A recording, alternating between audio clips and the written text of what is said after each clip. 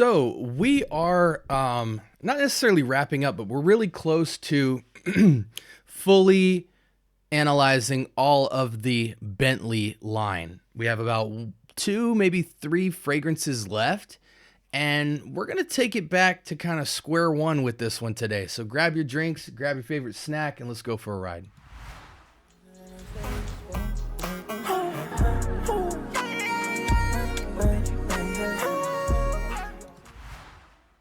All right, welcome to the Scent Bubble. I am your host for the afternoon, and today we're going to talk about Bentley for men. Not Intense. It's not called Not Intense, but I'm just emphasizing that this is not Bentley for Men Intense. This is the original Bentley for Men. It looks similar, but it's a little bit lighter. Still that glass bottle we'll show you in a little bit, but I want to give you guys an initial impressions of this fragrance. When it comes to the Bentley line, many people are familiar with Bentley for Men Intense. I think it's kind of the fan favorite in comparison with the original Bentley for Men. But I was kind of really curious to see, one, is this fragrance similar to Bentley for Men Intense? And 2, is it good? You know? Let's see when this fragrance came out. This was launched in 2013, so it's quite a bit old, you know, almost 5, 7, almost 12 years old. And if you know anything about Bentley for Men Intense, we have this kind of sweet, rummy, fougere bomb, right? Super projective, super sillage, super longevity. And so I was really curious to at least pay respects to the OG to see if they're similar, and if not, if it was a good fragrance. So right off the bat in the opening, let me just say that this is a completely accurate, similar in almost complete fashion to the Intense version. It's not one of those ones where, like, for instance, Starwalker Regular versus Starwalker Extreme, they're 2 completely different fragrances in many regards. This is pretty accurate to Bentley for Men Intense. This is like half of the power and projection as it, but as you guys know, Bentley for Men Intense is a beast mode fragrance, so saying that this fragrance is half of that, it still packs power and pungency, maybe like a 7 or 8 out of 10 in terms of just the loudness of this fragrance.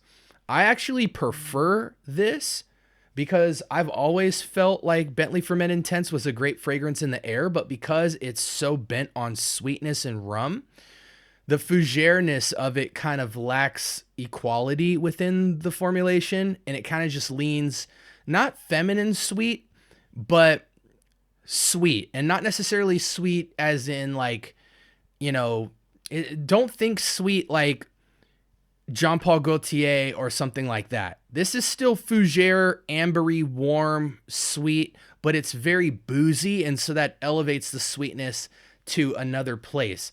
Super sweet fougere, in my opinion.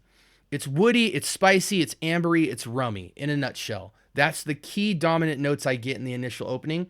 And this one is about, again, half the potency of Bentley for Men Intense, but I prefer it because I think this is way more wearable for people who aren't absolutely in love with this DNA. So for instance, with Mercedes-Benz Clear Bottle Regular versus Mercedes-Benz Intense, I love the DNA, so I prefer the Intense because it's less sprays and it's a little more projective.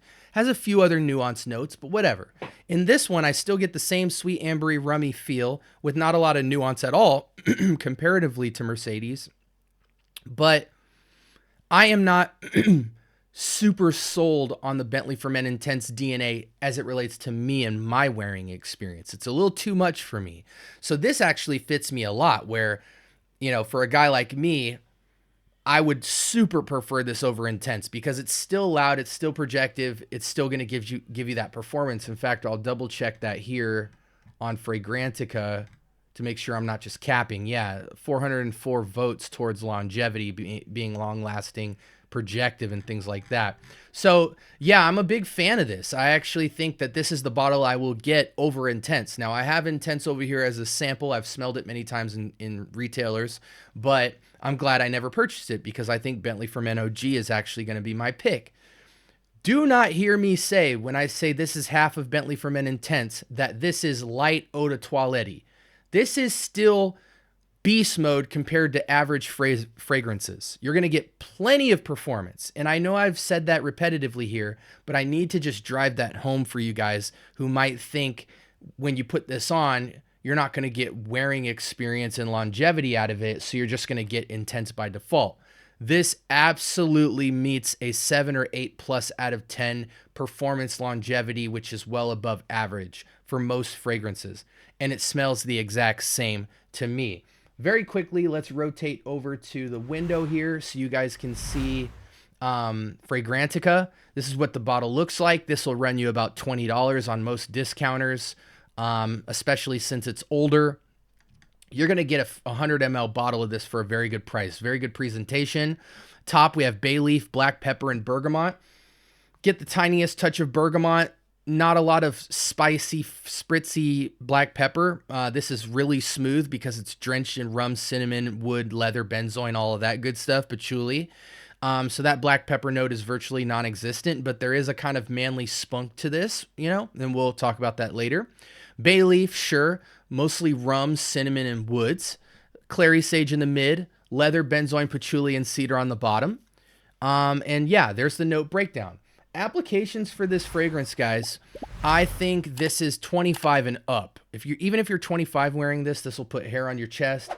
Man, I apologize for that little button showing up. But this will put hair on your chest as a 25-year-old man, but because it's fougere, it can come off like that just very clean, classic manliness, almost similar to like Drakkar Intense, the new formulation, and Bentley for Men OG and Intense are all of a similar vibe and note profile minus the rum. Drakkar Intense leans more amber, tiniest bit of booze, but not necessarily rummy. And then classic fougere, same with Drakkar Noir, etc. But as far as the DNA, Drakkar Intense will absolutely remind you of this fragrance with less rum. So even when you smell this, if you even want to dial it back even further, the perfect next fragrance in line for you is going to be Drakkar Intense. I think this shines in colder weather, but you can make a case for any season, any reason, because it is fougere classic, sweet on woods. But I do think it's somewhat modern in its rummy, cinnamon, black peppery finish. So it does still feel modern. It doesn't, again, it has elements of being a classic fougere, but they've spunt it off. Even though it's a 2013 release, it still has a modern feel to it. I think it would totally play out in today's wearing experience. Occasions. This is elegant. This is classy. This is an older man's casual wear. This is a younger man's semi-formal to formal wear. And again, as a older man, I would say north of 40, this can be an everyday casual. This can be semi-formal and formal, but for young people specifically, this is a dress-up fragrance, almost exclusively to me. If a 25-year-old was wearing this casually, they better look super masculine, super upscale, and dress the part. Cold weather dominant, but I think you can make a case for any season, any reason for the reasons I just kind of went over. Sits at the $20 price point. Yeah, I mean, for me being almost 36, I could wear it casually, I feel. Date night, nice dinner out. Again, classic fougere with a heavy emphasis on amber and rum. Pretty safe bet that can be pretty versatile. The rum, again, is a little bit overbearing. So for me on a fragrance like this, even in the weaker version, which is the OG, the one we're dealing with today, I probably won't go over 3 sprays, maybe even 2, This is the same potency as like a oud satin mood to me. It still has a freshness, oddly, due to, I think, the bergamot, bay leaf, black pepper combo, patchouli as well. Kind of just still has a freshness with the potency. It's not dense powder, The leather comes through very well. And I just think that this is a great fragrance. And I'm glad that I put my nose to this because I kind of wrote Bentley for Men Intense off as a wearing experience for myself. I kind of just said, well, it smells good in the air, but it's a little too much for me for that type of DNA. This is definitely going to put me in the ball game. This is a win. You know, overall as a fragrance, I think this sits at about a nice solid 8 out of 10. It's above average. It doesn't have like star power or extreme uniqueness in its DNA, but it's well above average in terms of having a lot of great utility as a clean, upscale man who wants to have a little bit of recognition and projection and still smell classic, clean, like you just got out of a really expensive barbershop, got the fresh shave, and this is the cologne for that man.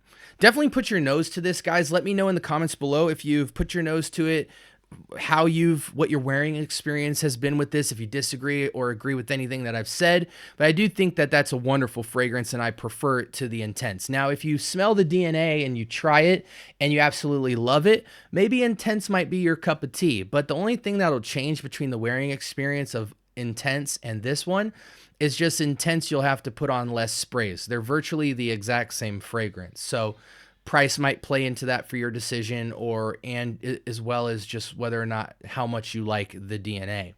Like, comment, and subscribe. More importantly, make sure you turn on that notification bell so that you can stay up to date with everything that we're dropping. And I appreciate your guys' support and conversation of fragrance so much. So make sure you talk to me, because I do talk back. I hope you guys have a blessed week. And until next time, this is Bentley for Men Regular. And this is the Scent Bubble. Peace.